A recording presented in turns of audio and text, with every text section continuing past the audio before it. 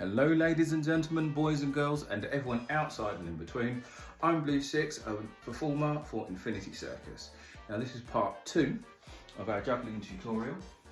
We've done a video showing about how to start with 1 juggling ball, and now we're going to go with 2.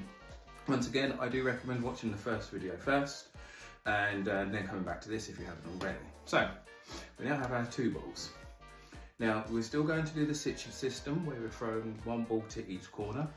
So once again, throw the first ball to the from the dominant hand to this corner.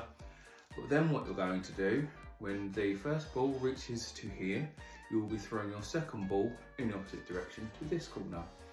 And basically your hands will functionally fall in the right place. The first thing your brain is going to try and do is do a circle like this. It's a very common, it's kind of the way we thought you juggle as kids. That's one of the things your brain is going to tell you that you need to do, which is referred to as a pass, which if you can't quite get it right the first time, don't beat yourself up. That's just what your brain has always told you you're supposed to do it. So it does take time. But what you're going to do, you throw the first ball to the first corner and using your less dominant hand to this corner. So you're going to cross over and look like this. I'll do that again onto the little screen.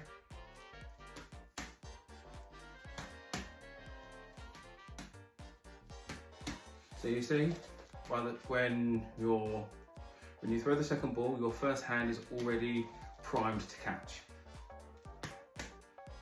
So then when you get used to doing this with your dominant hand, you now switch over using your least dominant.